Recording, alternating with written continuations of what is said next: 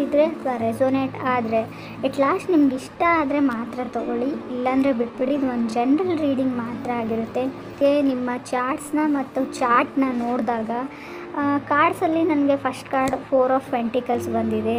Courageous ಅಂತ ಹೇಳ್ತೀವಿ, ತುಂಬ ಕರೇಜಿಯಸ್ ಆಗಿ ಈ ಮಂತಲ್ಲಿ ನೀವು ಇರ್ತೀರಾ, ತುಂಬ ಬೋಲ್ಡ್ ಆಗಿರ್ತೀರಾ, ಹೈ ಟೈಮ್ ಅಂತ ಹೇಳುತ್ತೆ. ಇನ್ ಕೇಸ್ ಸೆಕೆಂಡ್ ಕಾರ್ಡ್ ನನಗೆ ಫೂಲ್ ಕಾರ್ಡ್ ಬಂದಿದೆ.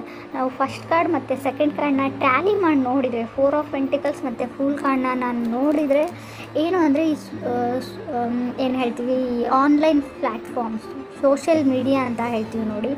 ಸೊ ಅಲ್ಲಿ ನೀವೇನಾದರೂ ಬಿಸ್ನೆಸ್ ಮಾಡಿದರೆ ಆನ್ಲೈನಲ್ಲಿ, ಮೇ ಬಿ ನಿಮ್ಮದು ಯೂಟ್ಯೂಬ್ ಚಾನಲ್ಲೇ ಇದ್ದರೆ ಅಥವಾ ನೀವು ಆ್ಯಪ್ ಡೆವಲಪ್ಮೆಂಟ್ ಆ ಥರ ವರ್ಕ್ ಮಾಡ್ತಾ ಇದ್ದರೆ ಅಲ್ಲಿ ಸಕ್ಸಸ್ನ ಹೇಳುತ್ತೆ.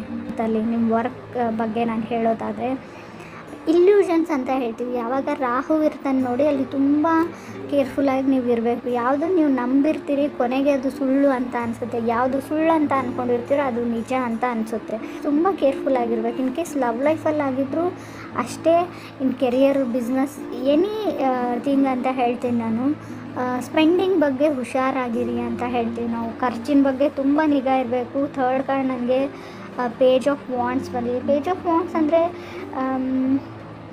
ನಿಮಗೆ ಫಾರ್ ಎಕ್ಸಾಂಪಲ್ ಹೇಳ್ತೀನಿ ನಾನು, ಆಲ್ರೆಡಿ ಮ್ಯಾರಿಡ್ ಆಗಿದರೆ ಮಗು ಬೇಕಾಗಿರಲ್ಲ ನಿಮಗೆ, ಸದ್ಯಕ್ಕೆ ಫೈನಾನ್ಷಿಯಲಿ ನೀವು ನಿಭಾಯಿಸೋಕ್ಕಾಗಲ್ಲ ಅಂದರೆ, ಸೊ ಪ್ರೊಟೆಕ್ಷನ್ ಇಲ್ಲದೆ ಏನೋ ಮಾಡೋಕ್ಕೆ ಹೋಗ್ಬಿಟ್ಟು ಪ್ರೆಗ್ನೆಂಟ್ ಆಗುವಂಥ ಚಾನ್ಸಸ್ ಇದೆ. ನೀವು ಮದುವೆ ಆಗಿಲ್ಲ, ಇನ್ ಕೇಸ್ ಬರೀ ರಿಲೇಷನ್ಶಿಪ್ಪಲ್ಲಿದ್ದೀರಾ, ಸೊ ಗರ್ಲ್ಫ್ರೆಂಡ್ ಇದ್ದಾರೆ, ಬಾಯ್ ಫ್ರೆಂಡ್ ಇದ್ದಾರೆ ಅಂತಲೇ ಅಂದ್ಕೊಳ್ಳಿ, ಪ್ರೆಗ್ನೆಂಟ್ ಆಗೋ ಚಾನ್ಸಸ್ ಇದೆ. ನಿಮ್ಮ ಕೈ ಮೀರಿ ಹೋಗೋ ಕೆಲವೊಂದು ಚಾನ್ಸಸ್ ಕಾಣಿಸ್ತಾ ಇದೆ. ಆ ವಿಷಯದಲ್ಲಿ ಕೇರ್ಫುಲ್ ಆಗಿರಿ. ನನಗೆ 4th ಕಾರ್ಡ್ ಜಸ್ಟಿಸ್ ಕಾರ್ಡ್ ಬಂದಿದೆ. ಸೊ ಜಸ್ಟಿಸ್ ಕಾರ್ಡನ್ನ ನಾವು ಆಲ್ರೆಡಿ ಹೇಳಿದ್ದೀನಿ ನಾನು, ರಾಹು ಇದ್ದಾನೆ, ಜಸ್ಟಿಸ್ ಕಾರ್ಡ್ ಇದೆ, ಏನೋ ಒಂದು ತೊಗೊಳ್ಬೇಕು, ಮಾರಬೇಕು ಅಂತ ಅಂದ್ಕೊಂಡಿರ್ತೀರ, buying or selling something. Signature ಬಗ್ಗೆ ಕೇರ್ಫುಲ್ ಆಗಿರಿ. ಏನಾದರೂ ಸೈನ್ ಮಾಡ್ತೀರಾ ಅಂದರೆ ತುಂಬ ಕೇರ್ಫುಲ್ ಆಗಿರಿ. ಕೆಲವ್ರಿಗೆ ಆಲ್ರೆಡಿ ಮದುವೆ ಆಗಿದ್ರೆ ಇಲ್ಲಿ ನನಗೆ ಉಸಿರಾಡೋಕ್ಕೂ ಆಗ್ತಾಯಿಲ್ಲ ಅಂತ ಅನಿಸ್ಬೋದು, ಈ ಮ್ಯಾರಿಡ್ ಲೈಫಲ್ಲಿ ಅಂತ ಅನಿಸ್ಬೋದು, ಇಲ್ಲಿಂದ ಹೊರಗಡೆ ಹೋಗಬೇಕು ಅಂತ ಅನಿಸ್ಬೋದು. ಜಸ್ಟಿಸ್ ಕಾರ್ಡ್ ಇರೋದ್ರಿಂದ ದೂರ ಆಗಬೇಕು ಅಥವಾ ಡಿವೋರ್ಸ್ ತೊಗೊಳ್ಬೇಕು ಅಂತ ನಿಮಗೂ ಅಥವಾ ನಿಮ್ಮ ಪಾರ್ಟ್ನರ್ಗೂ ಖಂಡಿತ ಈ ಮಂತಲ್ಲಿ ಅನಿಸುತ್ತೆ. ಕೆಲವರು ಹೈಯರ್ ಸ್ಟಡೀಸ್ಗೆ ಹೋಗ್ಬೋದು, ಫರ್ದರ್ ಸ್ಟಡೀಸಿಗೆ ಹೋಗ್ಬೋದು ಅಂತ ಕೂಡ ಹೇಳುತ್ತೆ.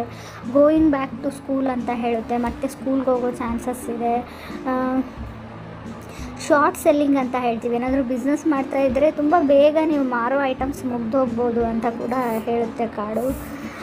ಮನೆ ಫರ್ನಿಚರ್ ತೊಗೋಬೋದು, ಸೋಫಾ ಆಗಿರ್ಬೋದು, ಬೆಡ್ ಆಗಿರ್ಬೋದು, ಕಾಟ್ ಆಗಿರ್ಬೋದು, ಸಮಥಿಂಗ್ ತೊಗೊಂಡಿರ್ತೀರೋ ಆಲ್ರೆಡಿ ಒಂದು ಶಾಪಲ್ಲಿ ಬೈ ಮಾಡಿಬಿಟ್ಟು ನೆಕ್ಸ್ಟ್ ಅದೇ ಬೇರೆ ಶಾಪಲ್ಲಿ ಹೋದಾಗ ಅದೇ ಥರದ್ದು ನಿಮಗೆ ಕಮ್ಮಿ ರೇಟಲ್ಲಿ ಸಿಗ್ಬೋದು. ಸೊ ತೊಗೊಂಡ್ಬಿಟ್ಟೆ ಅಂತ ರಿಗ್ರೆಟ್ ಮಾಡ್ಕೋಬೋದು, ಹೆಚ್ಚಿಗೆ ದುಡ್ಡು ಕೊಟ್ಟೆ ಅಂತ ಕೂಡ ಅನ್ನಿಸ್ಬೋದು, ಆಲ್ರೆಡಿ ನಿಮಗೆ ಅನಿಸಿರ್ಬೋದು. ಕೆಲವ್ರಿಗೆ ರೀಕನೆಕ್ಷನ್ ಎನರ್ಜಿ ಇದೆ, ನಿಮ್ಮ ಎಕ್ಸ್ ಬ್ಯಾಕ್ ಆಗೋ ಎನರ್ಜಿ ಕೂಡ ಇದೆ. ಸೊ ನನಗೆ ಕೊನೆಯದಾಗಿ ಸನ್ ಕಾರ್ಡ್ ಬಂದಿರೋದ್ರಿಂದ ನಿಮ್ಮ ಮನಸ್ಸಲ್ಲಿ ಏನಾದರೂ ಕ್ವಶನ್ಸ್ ಅಂತ ಇದ್ದರೆ ಎಸ್ ಆರ್ ನೋ ಅಲ್ಲಿ ಕೇಳೋದಾದರೆ ಎಸ್ ಅಂತ ಹೇಳುತ್ತೆ. ಸೊ ಖಂಡಿತವಾಗ್ಲೂ ರೆಸ್ಟ್ ಮಾಡಿ, ಸ್ವಲ್ಪ ವೆಕೇಷನ್ಸ್ಗೆ ಹೋಗಿ ಎಂಜಾಯ್ ಮಾಡಿ ಅಂತ ಹೇಳುತ್ತೆ.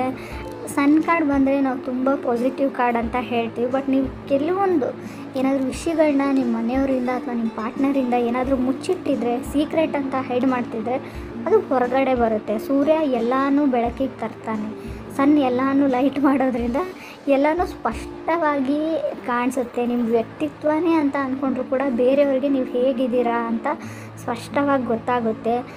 ಬೇರೆಯವರಿಂದ ಆ ವಿಷಯ ಗೊತ್ತಾಗೋ ಮೊದಲು ನೀವೇ ಹೋಗಿಬಿಟ್ಟು ಯಾರಿಗಾದ್ರೂ ಹೇಳಲೇಬೇಕಾದ ವಿಷಯ ಇದ್ದರೆ, ಅವ್ರಿಗೆ ಗೊತ್ತಾಗಬೇಕಾದಂಥ ವಿಷಯ ಆಗಿದ್ದರೆ ಖಂಡಿತವಾಗ್ಲೂ ಸೊ ಹೇಳಬೇಕಾಗಿರೋದನ್ನು ಹೇಳಿಬಿಡಿ.